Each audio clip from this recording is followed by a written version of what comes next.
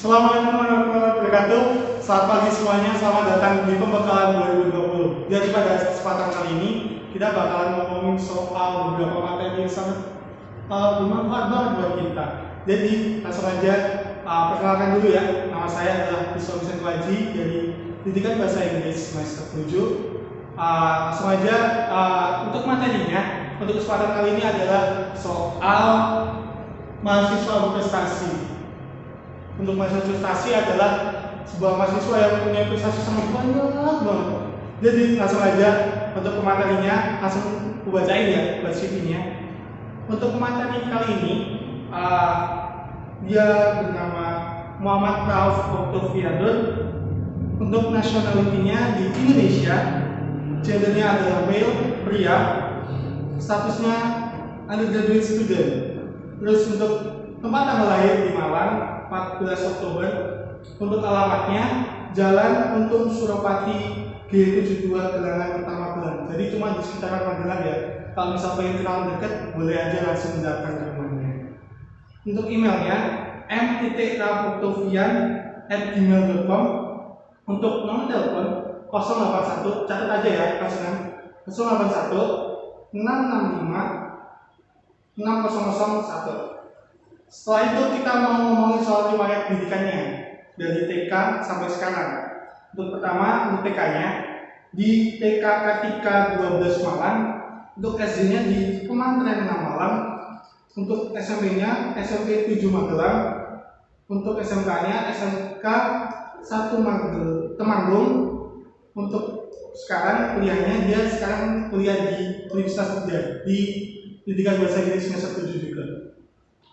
Untuk non formalnya dia berada di Hospitality and Table Management course held by FKIP Unida and Atos Hotel and Profession Magelang 2019. Terus kita langsung aja ngomongin ke experience-nya atau untuk pengalamannya. Dia pernah sebagai keynote speaker in online scientific session, jurus jitu menulis dan menerbitkan artikel atau paper bagi mahasiswa Mei 2020. Terus founder of Sibutur April 2020 dan founder of Avesenado Edu in Juni 2018. Untuk achievement-nya itu the most outstanding student Mawapres Universitas dari Juni 2020. Jadi dia tuh Mawapres terbaru di Universitas dari Juni pada tahun 2020. Terus HKI, hak kekayaan intelektual, the owner preference in using English as culinary trademark branding in Magelang Seafood and Coffee, Kementerian Hukum and HAM Juni 2020. Dan pengalaman organisasinya banyak banget. Kalau aku ngomongin semuanya gak bakal cukup waktunya. Untuk organisasinya CEO of Sibutur April 2020 sampai sekarang, leader of Student Journalist Agency LPM Mata 2020, present in Universitas Bidan, terus Group of Leader of Media and Publishing at DG Organizer 2018. Dan soal panitianya jangan tanyakan lagi, pasti banyak banget. Langsung aja untuk pengalamannya, Committee of English Week Competition Universitas Bidan Oktober 2019, person in charge of journalistic training program Magelang Oktober 2019. Terus untuk Committee of Student Orientation Utama Universitas Bidan Agustus 2018. Langsung kita panggil aja untuk pematerinya. Untuk Mas Rauf, time is yours.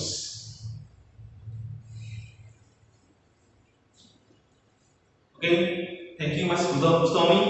Ya, sahabat saya sejak masuk Unida ya, karena kita sepakatan satu prodi, jadi kita kenal banget sama teman-teman di web ini.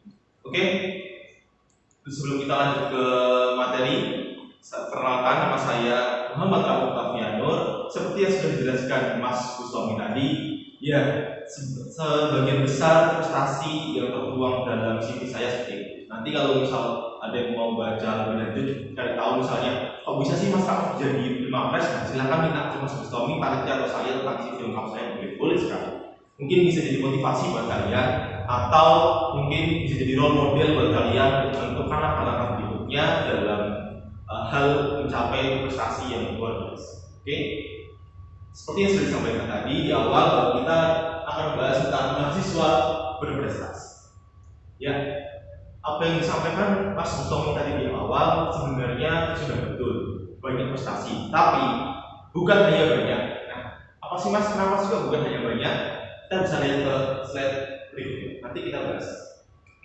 Oke, sebelumnya seperti yang sering sekali diucapkan oleh sang pendiri bangsa kita, yaitu Insinyur Soekarno, jas merah, jangan pernah melupakan sejarah.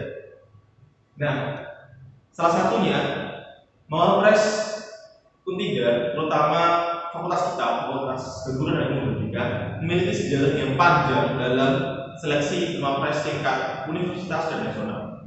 Mulai dari tahun 2015, ini saya mulai ambil datanya dari 2012 saja. Jadi di sana ada Mbak Leni sebagai Mawapres Untiga, Mawapres tingkat universitas yang berasal dari BPI. Kemudian tahun 2012 ada Mbak Esther dari BPI juga. Tahun 2017 ada Mbak Sunia, dia dari PSI. Kemudian tahun 2012 ada Mbak Eka dari BPI, dan 2017 tahun kemarin ada Mbak Novia dari PPI juga. Nah, kita bisa lihat di sini 5 tahun terakhir Mawapres Universitas 3 BPK bersama FK. Kalian tepuk tangan, beri bangga.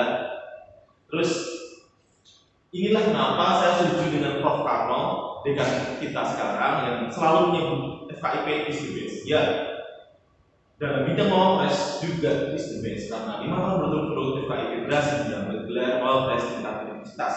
Yang tahun ini alhamdulillah saya diberi kesempatan untuk mendapatkan posisi itu atau gelar tersebut, yang kebetulan baru saja diterbitkan SK-nya bulan Juni kemarin, kalau nggak salah. Ini belum selesai. Jadi saya masih lanjut ke tingkat nasional, dan baru alhamdulillah tanggal 21 Juli kemarin pengumuman untuk lolos tahap 1 dan masuk tahap 2, dan saya salah satu yang lolos dari sekian ribu mahasiswa. Dan ya, kalian berbangga karena ini pertama kalinya Universitas 3 lolos dan masuk ke tingkat nasional. Sebelum-sebelumnya gagal di tingkat wilayah. Oke. Nah, ini sejarahnya.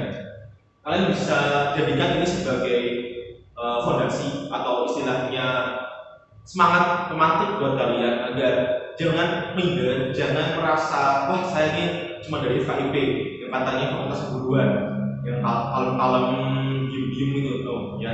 Kita bisa berprestasi dan berbicara di tingkat yang lebih tinggi asal kalian mau. Dan apa sih itu Mawapres? Saya bikin satu kalimat yang mungkin sudah cukup menjelaskan tentang seberapa luasnya konten Mawapres, ya. Sebuah gelar bagi mahasiswa yang berprestasi dalam kegiatan co-kurikuler dan ekstrakurikuler. Kan sudah tahu apa itu co dan ekstrakurikuler, ya kan? Tidak hanya di kampus kan, di SMA juga sudah pernah pasti dijelaskan. Nah, saya anggap kalian sudah paham ya apa itu co atau ekstra. Kalau belum, nanti kita diskusi lewat private chat atau grup atau diskusi. Oke. Yang jelas ini. Dan yang terpenting bukan banyaknya prestasi, tapi kualitas dari prestasi itu sendiri. Nanti kita bahas lebih lanjut. Prestasi apa sih yang berkualitas? Prestasi apa sih yang masuk kriteria dia bisa dapat nilai terbaik atau nilai banyak atau poin banyak ketika seleksi Mawapres? Nanti kita bahas lebih lanjut. Oke, next ya. Karena saya terbatas waktu, saya hanya diberi waktu 45 menit kalau nggak salah oleh panitia, jadi saya sampaikan secara garis besar. Lalu requirement syarat-syaratnya. Nah, ini saya ambil dari panduan Mawapres tahun 2020. Jadi nanti kalau kalian mau mempelajari lebih dalam, mau menafsirnya silakan bisa hubungi saya atau panitia, ya. Silakan. Jadi ini saya ambil dari panduan resmi dari Kemendikbud, ya, karena selalu di bawah Kemendikbud. Jadi mereka mengeluarkan ini syaratnya, satunya terdaftar pada PDIP dan aktif sebagai mahasiswa program sarjana atau diploma maksimal semester 6. Nah, jadi buat teman-teman yang semester 2 masih punya banyak waktu untuk mengumpulkan karya-karya, mengumpulkan prestasi, biar nanti mungkin ketika semester 5 mendaftar Mawapres. atau bahkan yang semester 4 yang ikut sekarang kalau ada semester 4 ya, Bapak Santia, itu juga bisa kembali dikumpulkan lagi file-file prestasi yang sudah kemarin, dikumpulin sambil nyari lagi buat persiapan karena maksimal semester 6. Jadi saya ini tahun akhir bisa ikut, jadi nggak bakal ikut lagi tahun depannya, santai aja. Terus berusia tidak lebih 20 tahun. Nah ini karena tahun sekarang 2020 jadinya segini ya tahun depan berubah. Terus IPK minimal 3, dari kementerian kasih syaratnya cuma 3 minimal. Saya yakin Pak IPK banyak banget yang IPK-nya lebih dari 3 kan. Santai aja, ini mudah. Tapi kami usahakan ya, nanti saya kasih syarat-syarat yang khusus. Ini umum secara general. Belum pernah menjadi pemenang kontes internasional. Dan yang terakhir, surat pengantar. Nah, ini surat pengantar ini akan kalian dapatkan ketika kalian sudah menjadi mewapres tingkat universitas. Jadi santai aja. Terus, nah karena kita tadi requirements dari Kemendikbud ya. Nah saya punya requirements khusus nih buat kalian yang pengen jadi mewapres tingkat universitas minimal. Apalagi dari FKIP kan. Saya kasih beberapa syarat yang harus kalian capai ketika ingin mendapat gelar mewapres tingkat universitas. Yang pertama kreatif. Kenapa mas kreatif? Enggak. Karena ini adalah modal dari segalanya. Ide kalian ketika membuat KTI, ide kalian ketika membuat gagasan kreatif, ketika kalian harus berprestasi di depan dewan juri, yang pertama modal kreatif dan sedikit nekat. Oke? Kenapa saya bilang sedikit nekat? Karena punya sisi kreatif aja, tanpa ada nekat, jiwa-jiwa nekat itu susah jalannya. Karena nanti kalian butuh bimbing, butuh dorongan yang sangat kuat baru bisa jalan. Tapi kalau kalian punya jiwa-jiwa nekat, ya nekat positif ya, itu bakal cepat. Apalagi sudah punya basic kreatif. Jadi asal kreatifan kalian, apapun itu, apapun bidangnya, nanti kita bisa lihat banyak sekali bidang kreatifnya yang bisa kalian ambil ya. Lalu prestasi tingkat internasional. Nah, kenapa kok ini saya masuk di persyarat utama ketika kalian ingin menjadi mawapres minimal di tingkat universitas? Karena saingan kalian nanti di tingkat nasional itu prestasi tingkat internasionalnya luar biasa banyak, bahkan membludak. Bahkan saya sendiri saya akui masih jauh dari mereka. Prestasi tingkat internasional saya mungkin nggak lebih dari 10. Ya kalau yang cuma publishing paper dihitung prestasi tingkat nasional oke lah bisa lebih dari 10. Tapi kalau yang hanya juara-juara kompetisi sangat kurang dari 10. Nah saingan kalian yang dari kampus-kampus lain itu ini banyak banget, bisa sampai 10 lebih. Nah mulai sekarang atau mulai semester 2 semester 4 silahkan cari sumber-sumber kompetisi internasional apapun jenisnya. Ikuti dulu, gak usah mikir wah nanti saingannya dari kampus luar negeri macam-macam. Ya memang namanya juga internasional. Tekan nekat aja. Kalian berbimbingan cari dosen yang kalian dekat. Kalau misalnya nggak punya dosen dekat, cari kakak tingkat kalian atau teman kalian yang bisa bantu kalian. Jadi jangan pernah menganggap atau jangan pernah menyerah sebelum mencoba. Nekat aja, ikutin aja. Terus internasionalnya. Karena sekarang masa pandemi seperti ini, saya yakin prestasi tingkat internasional itu sangat susah untuk diraih. Enggak hanya kalian, tapi mahasiswa lain di kampus lain juga gitu, susah. Karena banyak event-event internasional di cancel, delay, atau bahkan ditunda, nggak tahu sampai kapan. Oleh karena itu maksimalkan di sini prestasi tingkat nasional. Carilah kompetisi tingkat nasional ya, apapun itu. Ya lebih bagus yang sesuai dengan bidang kalian, biar maksimal. Jadi kalian bisa opt out, bisa give the best, so bisa dapat prestasi terbaik. Usahakan sampai juara ya di tingkat nasional. Karena poinnya itu yang paling bagus jelas di juara 1, juara 2, juara 3 itu nggak terlalu bagus lah istilahnya, nggak terlalu menjanjikan untuk didaftarkan dalam portfolio calon mawapres. Usahakan juara 1. Kalau belum dapat juara 1, cari yang lain. Usahakan bisa juara 1. Next. Pengalaman organisasi internasional sama seperti nomor 2 tadi. Anak-anak mahasiswa di kampus lain itu mereka sangat aktif berkecimpung di organisasi internasional. Meskipun ya kita belum banyak atau belum ada yang sampai sana, tapi usahakan cari informasi tentang ini. Karena ini sangat berpengaruh dan sangat tinggi nilainya ketika disusun dalam sebuah portofolio mawapres. Jadi sangat berpengaruh. Usahakan cari ya, nekat aja udah cari, coba-coba. Masalah kemampuan bahasa Inggris nanti kita bahas di slide berikutnya ya, biar ya semua di sini. Next, pengalaman organisasi tingkat nasional yang bilang perguruan tinggi. Nah, kenapa kok pengalaman organisasi penting? karena mahasiswa berprestasi itu nggak cuma prestasi akademik atau non akademik, tapi juga keaktifannya dalam organisasi. Dan kalau organisasi tingkat nasional, regional, dan perguruan tinggi, usahakan jadi ketua atau wakil ketua atau pengurus harian lah minimal. Jangan cuma jadi anggota. Cuma kalau cuma jadi anggota nggak ada nilainya. Yang dinilai cuma ketua, wakil ketua, sama pengurus harian. Ada kalau kalian masih berat, saya nanya terlalu banyak di sini. Kalian bisa jadi ketua panitia, wakil ketua panitia itu pasti ada nilainya. Ya meskipun nggak terlalu tinggi sama lainnya, tapi itu lebih baik daripada jadi anggota di organisasi biasa. Jadi penting banget buat aktif di organisasi. Jangan cuma jadi mahasiswa yang penting IP sama prestasi akademik, itu nggak akan masuk di tes. Akan kalah sama teman-teman lain yang punya pengalaman. Yakin lah, karena itu ada poinnya sendiri. Nanti kita itu poinnya. Oke. Kemudian nih, PS kedua, belum banyak yang tahu. Bahkan dari ribuan mahasiswa tiga, mungkin belum banyak yang tahu. Mungkin belum ada 2 atau 3 orang yang tahu. Saya juga baru tahu tahun ini ketika ikut kompetisi 5 press. Jadi silahkan cari tahu atau kita nanti bisa belajar bareng tentang gimana sih Mas dia dapat HKI aktual. Nah ini efeknya bagus banget. Karena sertifikatnya itu berlaku nggak hanya ketika kalian jadi mahasiswa, tapi kalau misal saya ambil contohnya saya ya, artikel ini saya ada HKI itu berlaku selama seumur hidup sampai 70 tahun setelah saya meninggal. Jadi efeknya ini gampang aja HKI. Dan kalau kita tahu tips dan triknya dapatnya mudah. Ya jelas sudah dapat 3 HKI sampai sekarang. Jadi nanti kita bisa belajar bareng gimana biar ini juga mendukung nilai dari portofolio 15 kalian nanti. Kemudian publikasi ilmiah internasional. Kenapa pas saya taruh publikasi ilmiah internasional di nomor sekian dari awal?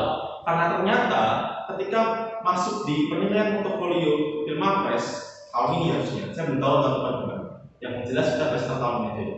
Itu ini nilainya masih lebih kecil daripada HKI, daripada prestasi tingkat nasional.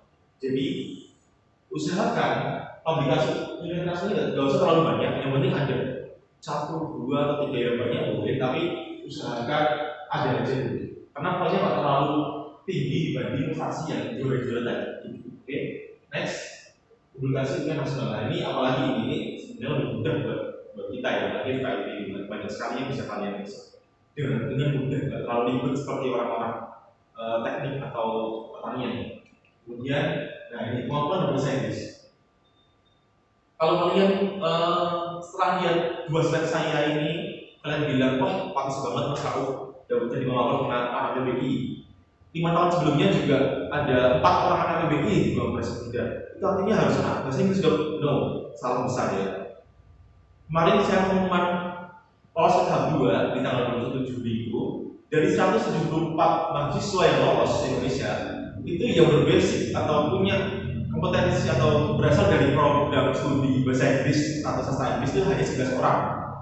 174 mahasiswa yang berbackground bahasa Inggris dan sastra Inggris cuma 11 orang. Itu artinya nggak ada 7%. Sedangkan yang lain itu berasal dari berbagai macam background keilmuannya. Mereka ada dari hukum, ada dari nasional, ada yang dari pertanian, teknologi informasi, macam-macam lah. Bahkan sastra biasa, sastra bahasa Indonesia maksudnya, terus sastra Arab pun ada. Jadi sangat-sangat tidak masuk akal ketika kalian menjudge hanya anak PBI yang bisa jadi 15 tahun, salah saya. Jadi kemampuan berbahasa Inggris ini sangat-sangat relatif tergantung orangnya, tergantung mahasiswanya. Usahakan menguasai dapat menggunakan bahasa Inggris dengan secara komunikatif. Pasif aktif itu usahakan bisa ya, belajar pelan-pelan. Lalu IPK, nah, kalau tadi dari panduan yang di share sama Kemendikbud itu IPK-nya saatnya 3 aja, 3 pas minimal. Nah, kalau saya kasih minimal 3,5. Biar apa? Cari aman agar kalian bisa jadi mawapres tingkat universitas minimal. Oke, nggak harus 3,9, nggak harus 4. Yang penting di atas 3,5. Itu insya Allah sudah poinnya sudah aman lah kalau mau jadi mawapres dengan 3. Oke, ini saya juga harus 3,9, cuma 3,9. Jadi santai aja, tidak terlalu berat ya. Kenapa saya harus beli bawah IPK? Karena ini poinnya juga tidak terlalu besar dibanding yang tadi. Jadi ini sudah saya susun sesuai dengan poin ya sebenarnya, poin terbesar yang berpengaruh terhadap seleksi 15 tingkat nasional dan tingkat universitas. Yang terakhir, ikuti panduan penilaian ini yang kadang sepelein sama mahasiswa ini. Padahal di panduan udah detail, udah sangat-sangat sistematis. Kita hanya tinggal baca dan ikutin. Kalau nggak mudeng, tanya ke pembimbing. Kalau revisi ya revisi. Hanya itu sebenarnya polanya. Tapi ini yang sering dilupain. Kita anggap wah punya yang apa yang kita buat udah sesuai, udah bagus, langsung sakit aja. Itu salah ya. Jangan dilakuin. Jadi ikuti benar-benar panduan dengan baik. Ini saya taruh di nomor terakhir sebagai kunci akhir, tapi sangat berpengaruh. Salah sedikit aja fatal boleh nanti berulang. Oke. Next tentang pendaftaran. Nah, kalau pendaftaran ini kita bertahap ya dari tingkat prodi. Nanti saya jelaskan lebih detailnya di alur seleksi ya. Ini baru pendaftaran. Jadi prodi punya aturannya masing-masing, tapi pasti aturannya itu berdasarkan panduan. Jadi nggak usah takut. Semua prodi sama aturannya karena panduannya cuma satu dari Mendikbud. Gitu. Jadi nanti lewat prodi dulu daftarnya, ketika kalian lolos masuk ke fakultas ya pendaftarannya syaratnya di fakultas. Kalau lolos ke universitas ya sesuaikan sama universitas. Nah baru ini yang nasional. Ini gampang. Ini nanti pasti dijelasin sama pembimbing atau PIC itu mas ya. Nanti kalau mau kalian juga bisa sendiri akses. Oke, kita lewati. Lalu alur seleksi nah ini agak penting jadi tolong diperhatikan dengan sesama. Jadi seleksi tingkat program studi. Kenapa dimulai dari seleksi tingkat program studi? Ya karena ini ada panduan dari Mendikbud gitu. Jadi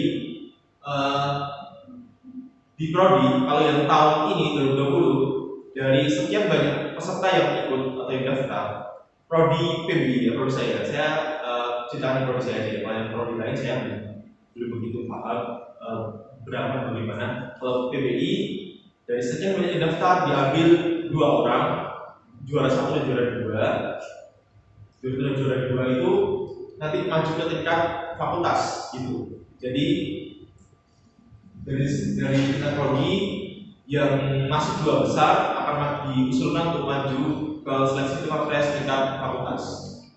Nah, dua fakultas terbaik dari masing-masing prodi. Karena FKIP ada 5 prodi sekarang. Padahal kalau tahun depan nambah ya semoga nambah ya biar banyak. Saingannya biar lebih kompetitif. Amin. Nah, karena ini kita ada 5 prodi berarti ada 10 orang di fakultas. Saya ingat kalian 9 orang berarti. Kan bisa lihat aja 9 orang itu siapa aja. Saran saya kenalilah saya kenalilah kompetitor kalian, kenalilah musuh kalian agar kalian bisa tahu strategi apa yang tepat agar bisa dijual.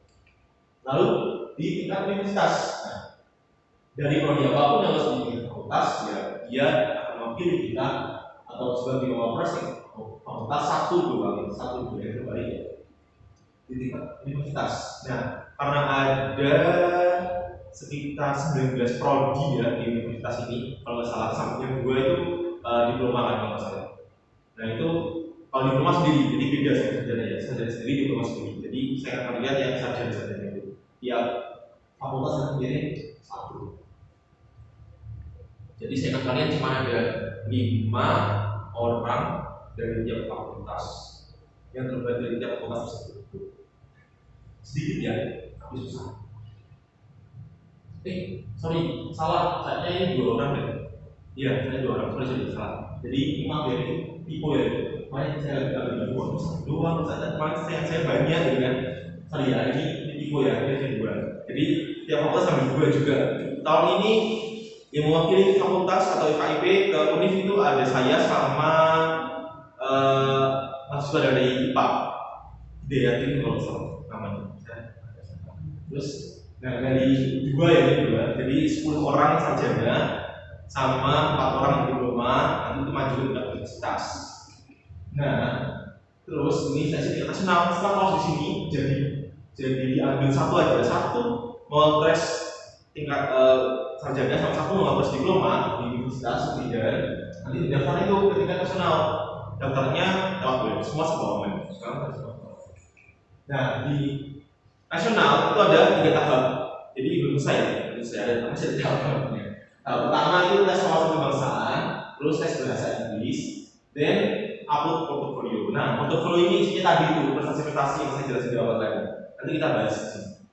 Tes wawasan kebangsaan itu isinya saya kasih tipsnya langsung deh. Kalau kalian pengen bisa melalui tes wawasan kebangsaan yang baik, mulai sekarang sering-seringlah baca berita. Kalau misalnya kalian belum bisa bahasa Inggris secara bagus, sekalian baca berita yang berbahasa Inggris, Jakarta Post misalnya, atau yang lain, platform yang lain. Saya nggak promosi yang itu. Salah satunya itu. Nah, silakan kalian baca itu beritanya tiap hari. Ada update apapun tiap hari baca berita. Karena soal-soal bahasa berdasarkan pengalaman saya kemarin, yang keluar tuh isu-isu terkini, isu-isu terbaru yang sering muncul di berita. Jadi harusnya orang-orang yang sering baca berita atau sering tahu isu terkini pasti bisa jawab pertanyaan ini. Cuma sedikit kok soalnya nggak sampai 100 Pak. Jadi gampang lah. Lalu buka juga wawasan kalian tentang sistem hukum di Indonesia, tentang peraturan hukum di Indonesia. Ya secara garis besar lah, yang sering-sering kali muncul di berita itu kaitkan dengan hukumnya apa. Misalnya isu tentang ekonomi, ya hukumnya kira-kira apa aja. Isu tentang politik, kira-kira hukumnya apa aja. Isu tentang SARA, kira-kira hukumnya apa aja. Gitu aja. Cari atau pelajari hukum-hukum dari peristiwa-peristiwa yang sering keluar. Itu aja gitu. Terus bahasa Inggris nanti kalau kemarin itu lebih ke comprehension test ya, jadi pemahaman. Jadi kalian tidak perlu terlalu banyak belajar grammar, terlalu banyak belajar pronunciation atau tapi kalau pronunciation itu penting kan ya buat ketika presentasi ya. Tapi kalau jenis writing, jenis grammar itu tidak ada belajarnya. Tapi belajarlah soal-soal yang pemahaman, yang jenis tipenya comprehension. Jadi biar kalian terupdate ketika ngerjain soal. Nah, portfolio ini kita ada kriterianya ya. Saya ada posisi ini. Tampilannya ini juga berdasarkan Kemendikbud. Kalian bisa baca di sini. Nanti kalau kelihatan bisa minta offline aja. Saya tidak secara garis besar. Nah ini kita lihat sini tidak hanya sebagai anggota ya, atau bukan sekedar berpartisipasi. Kalau kalian ikut sebuah seminar internasional, cuma jadi peserta, nggak kandung atau alias nggak berguna sertifikatnya. Kalau dalam konteks seleksi Wapres ya.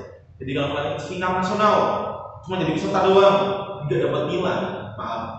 Bukannya saya ngejudge kalau cuma dari peserta enggak, cuma kalau dalam konteks ini Wapres enggak dinilai. Karena minimal harus dapat predikat tertentu. Predikat tertentu itu bisa the best participant, the best paper, the best presenter, ya kan, kerja terbaik, paper atau karya tulis terbaik, dan itu bisa dapat nilai.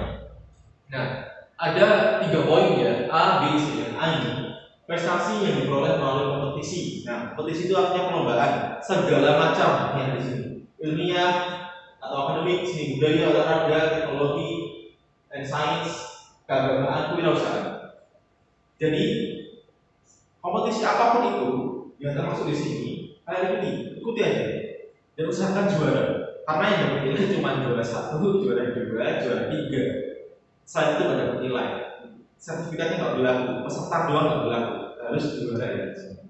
Jadi buat kalian yang minder, wah mas saya nggak terlalu bagus di akademik saya, maksudnya kalau di kompetisi yang di bidang akademik sesuai dengan prodi yang terlalu bagus. Nah ini sini masih ada tulis olahraga, seni budaya, ada keagamaan, ada kewirausahaan, banyak banget pilihannya.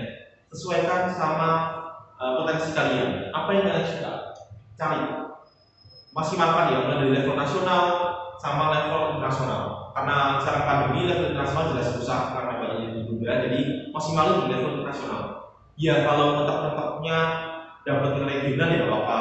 Tingkat provinsi itu masih dihitung kok. Misalnya bahkan tingkat perguruan tinggi sebenarnya ini masih dihitung. Dapat poin, cuma sangat-sangat kecil. Bahkan sama juara 3 tingkat nasional pun, misalnya kalian punya sertifikat juara 1 tingkat perguruan tinggi, tingkat universitas, sama juara 3 tingkat nasional, masukin aja juara 3. Lebih gede poinnya daripada yang juara 1 tingkat universitas. Ada yang hitungannya di panduan, tinggal dibaca aja. Next. Nah ini yang B, prestasi atau unggulan yang bukan diperoleh oleh kompetisi. Jadi misalnya mas saya nggak pede mas boleh ikut lomba-lomba, saya nggak suka ikut lomba-lomba, kita kebanyakan nampang bawa piala gitu misalnya ya. Kalian bisa pilih ini, ya tanpa kompetisi, bisa berperan sebagai pemakalah, wirausahaan, melatih kelas juri kita, educator, pemberdayaan masyarakat, atau ketua, panitiaan dan kegiatan tingkat nasional, provinsi nasional juga. Lalu menghasilkan temuan inovatif, karya yang mendapat haki, bukan masukan seni, literatur atau buku, artikel atau tulis yang sudah diterbitkan, produk di bidang seni, olahraga, teknologi. Dan yang B3 ini haki atau anugerah. Jadi kalau kalian punya anugerah apa atau sebagai duta apa itu juga bisa tentunya dimasukin dapat nilai. Cuman memang nilainya nggak sebesar dari nilai penghargaan yang diperoleh dari kompetisi tadi. Tapi haki terus kalian mau mendapatkan haki itu tinggi ya nilainya cerita dari sini. Kalian bisa jadi panduan. Nah, jadi pemakalah sekalipun itu harus ada predikat yang misalnya the best presenter, the best paper, nah, itu baru itu poinnya. Kalau enggak poinnya juga cuma kecil, sangat-sangat kecil. Nah, terus selanjutnya, nah kalau misal kalian cuma bisa kompetisi sekali, cuma bisa jadi pemakalah sekali, bisa publish karya sekali, dapat haki cuma dikit misalnya. Tapi kan aktif di organisasi, ya nggak apa-apa. Di sini ada Ormawa, BEM, DPM, MPM, HM, HMJ, HMB, masuk juga UKM, DSO, terus organisasi mahasiswa dan organisasi sosial masyarakat. Dengan cara ketentuan yang dinilai hanya ketua, wakil ketua, dan PH pengurus harian. Itu yang nilainya lumayan tinggi. Selain itu, mending gue diajuin karena nilainya kecil. Ingat, portofolio untuk pemakalah tingkat nasional itu hanya 10 maksimal, 10 penghargaan terbaik yang bisa dimasukin. Jadi pinter-pinterlah gitu strategi. Ingat, seseorang atau sebuah pasukan yang ingin memenangkan sebuah perangan benar-benar harus punya strategi yang matang dan yakin bisa menang. Jadi kalau kalian strategi asal-asalan, jangan pernah menang. Susunan strategi dengan sebaik mungkin. Nah, antara A, B, dan C ini nggak ada yang harus dipoling A semua, B semua nggak ada. Usahakan malah semua itu ada. Jadi kalian punya penghargaan yang dari kriteria A, kalian punya penghargaan dari kriteria B, kalian punya penghargaan dari kriteria C. Itu kan lebih bagus karena artinya kalian berprestasi tidak hanya satu bidang, tapi banyak bidang. Itulah esensi dari mahasiswa berprestasi begitu. Jadi nggak cuma prestasi banyak doang, no, tapi juga harus berkualitas dan menyeluruh, tidak cuma di satu bidang. Ya. Kenapa kok sejak dini kita harus mikirin tentang itu? Karena saingan kita di luar sana itu wow, luar biasa banget mereka. Sangat-sangat kompetitif dan sangat-sangat hebat. Jadi harus benar-benar dari awal ya, dari sejak dini. Terutama teman-teman yang masih semester 2 itu kalian masih punya jangka waktu yang lumayan panjang untuk mengumpulkan ini atau ketuaan sertifikat ataupun penghargaan lain dalam jangka waktu yang lumayan panjang itu. Saya rasa kalian bisa bikin strategi mana sih 10 penghargaan yang bisa dapetin poin maksimal. Saya rasa tidak. Nah ini contoh borangnya yang kalian isi cuma 10 kan ini, pokoknya cuma 10. Jadi nggak banyak. Kalian punya 100 sertifikat sekalipun, kalau itu yang masuk yang bisa masuk cuma 5, ya cuma 5 yang bisa dimasukin, yang lain nggak bisa dimasukin. Jadi saya jadi nggak usah terlalu banyak, tapi yang penting berkualitas dan sesuai sama poin-poin yang ada di sini. Jadi mulai sekarang kalau ikut kompetisi, ikut kegiatan, organisasi, bukalah panduan 15 tahun 2020. Iya, kira-kira saya mendapat sertifikat ini itu dapat poin berapa ya? Kalian bisa itu boleh sekarang. Kalau apa? Saya rasa tahun depan juga panduan berubah pun nggak terlalu jauh sih berubahnya. Jadi masih aman. Nah, next. Tahap 2, ini baru tahap 1 ya. Jadi sepanjang tadi baru tahap 1 dan alhamdulillah saya sudah lolos tahap 1 dan masih dalam proses tahap 2 ini yang deadline-nya 5 Agustus nanti. 5 Agustus itu deadline-nya. Pengumuman tahap lulus tahap 2 ini di 25 Agustus. Jadi masih dalam proses. Jadi saya mohon doanya dan dukungannya dari teman-teman juga. Semoga nanti saya bisa lanjut ke berikutnya biar bisa kasih kalian pengalaman yang luar biasa, bisa kasih kalian strategi yang tepat biar jadi pemakalah tingkat nasional. Nah, di tahap 2 ini yang sudah saya lakukan itu pasti ada gagasan kreatif dan poster. Jadi saya masih harus menyesuaikan gagasan kreatif dengan panduan yang ada di tahap 2 plus bikin poster yang dimana poster itu menjelaskan isi dari gagasan kreatif saya. Ini kalau menurut saya lebih enteng daripada tahap pertamanya. Tapi beratnya di sini di penilaian dan kreatif karena di panduan itu ada banyak banget penilaiannya, unsur penilaiannya dan itu benar-benar harus saya pahami dan teman-teman yang lain juga pahami. Itu membuatnya itu benar-benar harus detail dan harus sesuai sama panduan agar kita nggak kehilangan nilai secara cuma-cuma. Kan saya bakal kita kehilangan nilai hanya gara-gara tidak memenuhi panduan yang sudah ada. Itu sangat-sangat sesalkan. Oke, setelah lulus dari tahap 2 akan masuk ke babak final. Masih ada babak final. Masih ada babak final ya. Jadi di babak final ini kalau sebelum pandemi itu kita Mawapres yang lolos ke babak final ini akan dikarantina di sebuah tempat itu selama beberapa hari. Nah, penilaiannya itu berdasarkan kegiatan yang ada di karantina tersebut gitu. Jadi kalau itu dulu ya teman-teman, karena sekarang lagi pandemi, saya juga belum tahu itu gimana nanti babak final itu gimana, saya belum tahu. Tapi intinya ada di sini pembekalan dan asesmen. Nilainya 2 ini. Nanti Dewan Juri akan menilai dari 2 aspek ini dan menentukan siapa pres nasional 1, 2, 3 lalu dapat predikat ini A, B, C. Nah itu nanti Dewan Juri memutuskan. Jadi sampai sekarang saya masih memahami strategi hingga tahap 1 ini. Nah doakan biar nanti bisa lolos ke babak final dan saya punya strategi yang bagus di tahap 2 dan 3. Oke. Lebih lanjut atau pengen lebih detail tentang ini silahkan nanti bisa kontak saya atau tetap penelitian sedia kontak saya di sini. Kita bisa diskusi bareng. Lalu manfaatnya apa sih mas?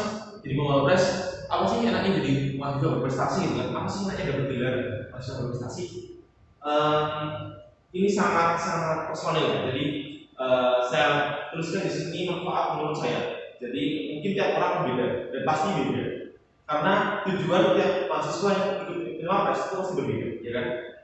Saya kasih dan mungkin menurut saya dan masih general itu pertama ini meningkatkan kapasitas diri sekaligus menjadi terfokus. Kenapa kok saya bilang meningkatkan kapasitas diri? Karena otomatis ketika kita berencana untuk meraih gelar Mawapres atau mahasiswa berprestasi, otomatis kita akan meningkatkan kualitas atau kualitas kita. Istilahnya skill kompetensi kita pasti akan harus ditingkatkan. Mau nggak mau, we should do that, oke? Jadi saya juga begitu kan. Dari awal saya lihat dulu, oh seperti itu Mawapres. Saya harus apa nih? Apa yang saya capai? Apa yang harus saya capai dalam jangka waktu 10 tahun, 2 tahun, 3 tahun? Nah, jadi tolak ukur. Oh, jadi selama 3 tahun kuliah itu saya dapatnya ini. Bahkan kelihatan banget ketika kita buka file sertifikat, file penghargaan kan. Oh, kata saya 3 tahun itu cuma dapat ini. Oh, kata saya 3 tahun itu cuma bisa dapat sekian poin ternyata. Masih jauh banget dari mahasiswa di kampus lain kan. Nah, itu jadi tolak ukur. Lalu apa fungsinya tolak ukur sama kita sendiri? Untuk menyadarkan kita kalau tidak ada batasan awal, akhir, terus belajar. Belajar itu nggak perlu tentang buka buku, belajar materi enggak ya, tapi belajar gimana strategi dari itu, gimana menyiapkan strategi yang bagus, gimana cara memahami kompetitor, gimana cara untuk melampaui kemampuan kompetitor itu langsung belajar ya. Apalagi belajar untuk mengendalikan diri, sikap, attitude, mengendalikan situasi ketika nanti presentasi atau wawancara interview dengan dewan juri itu perlu belajar juga. Jadi tidak ada batasan. Oke, next, meningkatkan peluang mendapatkan beasiswa. Oke, makasih mas sudah saya mengingatkan itu juga tadi. Santai aja ini lebih baik. Oke, meningkatkan peluang mendapatkan beasiswa. Of course, Mawapres itu cuma satu loh, selalu universitas cuma satu, dan sarjana sudah di rumah. Bahkan di nasional juga cuma 1, 2, 3 sampai 3. Oke, jadi sangat tinggi sekali peluangnya ketika kalian mendapatkan beasiswa yang gede-gede ya, beasiswa yang besar-besar itu dengan sertifikat sebagai Mawapres tingkat universitas, tingkat nasional itu sangat besar peluangnya. Jadi silakan kalian yang sangat membutuhkan, pengen banget dapat beasiswa ini. Beasiswa nggak cuma tentang beasiswa dana UKT atau beasiswa yang bulan ya, tapi juga beasiswa misalnya S2 dan misalnya berencana mau S2 di luar negeri ya, bagus banget ini. Terus mendapatkan rekomendasi dalam mendapatkan pekerjaan. Oke, mungkin belum banyak tahu ketika kita ingin mendapatkan pekerjaan, mungkin supervisornya atau HRD-nya atau kepala bagiannya atau manajernya, mereka akan iseng-iseng telepon ke alamat kita, mungkin ke rektor, ke dekan, tanya mau maaf prof atau pak, apakah ada kenal yang masih dengan nama ini, dia mencantumkan di CV-nya bahwa dia seorang alumni ini, fakultas ini gitu. Bagaimana menurut anda tentang perilaku atau prestasi atau kebiasaan dari tersebut di universitas ini? Pasti pejabat-pejabat di universitas atau di fakultas minimal akan memberikan rekomendasi yang bagus ke calon rekrutmen Anda. Jadi akan cepat berdampak daripada mahasiswa yang bukan Mawapres. Rekomendasi tidak sangat berbeda sesuai dengan gelar yang kalian dapat. Oke, nah next. Sebenarnya tips dan trik itu sudah saya jelasin di dari episode pertama. Jadi kalau kalian dengerin video ini dari awal sampai sekarang, pasti kalian sudah bisa merangkum apa aja tujuan. Tapi saya nggak ngerti. Kalau kalian memang belum paham apa sih mas triknya kok saya nggak dapat, saya nggak ngerti. Kalian boleh kontak saya lewat sini, Telegram, Line, WhatsApp, boleh, email juga boleh. Kalian bisa baca sini. Hari ini nanti di share video ya mas. Nah kalian bisa stop ini buat nanti biar nggak ketinggalan ya. Kita bisa stop dulu YouTube videonya, ada kontak saya di mana, it's okay. Jadi nanti silakan kontak saya kalau memang kalian belum paham tips dan triknya. Ya semoga kalian sudah paham sudah awalnya. Oke, nah ini hadiah buat kalian. Saya bersama dengan panitia akan memberikan sebuah giveaway buat peserta, terutama satunya nanti saya kasih. Jadi giveaway ini akan kami ambil 5 peserta terbaik dengan satu poin yang nanti ada. Karena akan dapat sebuah hadiah istimewa dari saya. Nah, saatnya ini jelaskan mahasiswa pembekalan sebelum tempat tidak dihibur statusnya diusahakan pada ikuti kegiatan sejak akhir dan sampai bakal jadi peserta ya. Nah, silakan kalau belum selesai ini kalian selfie, ambil HP kalian atau kamera kalian selfie di depan layar video kalian. Selfie harus ada frame ya ini syarat saat ini. Lalu kalian post foto itu tadi di akun Instagram pribadi kalian, jangan di private biar panitia bisa ngecek. Sertakan caption yang berisi tentang apa yang akan kalian lakukan ketika kalian menjadi seorang mawapres nasional atau ketika kalian mendapat gelar mawapres nasional. Apa kira-kira? Tuliskan di caption kalian ya, yang jelas ya. Boleh bahasa Inggris, bahasa Indonesia, bahasa Arab, bahasa apapun bebas. Minimal 100 kata ya, 1 sampai 200 kata. Misalkan seperti ini. Lalu jangan lupa follow dan tag akun Instagram Universitas Tidak, FKIP Tidak, BMKM Tidak, BMKIP Tidak, dan tentu saja akun saya, akun pribadi saya, akun kalian. Kalian bisa akses saja langsung. Lalu 5 mahasiswa terbaik akan mendapatkan terlibat yang akan saya umumkan di slide pribadi. Nah, penilaiannya dari mana? Dari sini 50% nilai kuis tentang materi 1. Nanti kalian mendapat kuis dari panitia. Kerjakan dengan maksimal ya. Karena itu akan mempengaruhi nilai kalian dan dapat giveaway. Nah, terus 50%-nya dari penilaian postingan tadi. Itu. Jadi sangat berpengaruh. Silahkan kalian kerjakan dengan maksimal dan lakukan. Nanti tunggu aja pengumumannya. Yang beruntung selamat, yang kurang beruntung nggak apa-apa, santai aja. Karena ini bukan kompetisi hidup mati. Tapi kita akan tahu seberapa jauh kenekatan kalian, seberapa luar biasanya niat kalian menjadi Filmapres atau mengikuti Filmapres tingkat nasional dan menjadi seorang Filmapres. Oke, kita akan tahu dari situ awalnya ya. Jadi ini first step ya. Oke, sekian dari saya. Sudah habis slide-nya, habis juga waktunya. Terima kasih buat teman-teman panitia yang sudah menyediakan waktu dan tempat yang luar biasa. Dan di tengah pandemi seperti ini kita tetap harus berprestasi. Di tengah pandemi seperti ini kita harus tetap nekat untuk berprestasi ya. Tentu dengan protokol kesehatan yang sesuai. Jangan lupa cuci tangan, jangan lupa pakai masker, jangan lupa pakai hand sanitizer kalau kalian susah cari wastafel, ya kan? Jaga jarak minimal 1 meter dan jangan terlalu banyak main. Oke?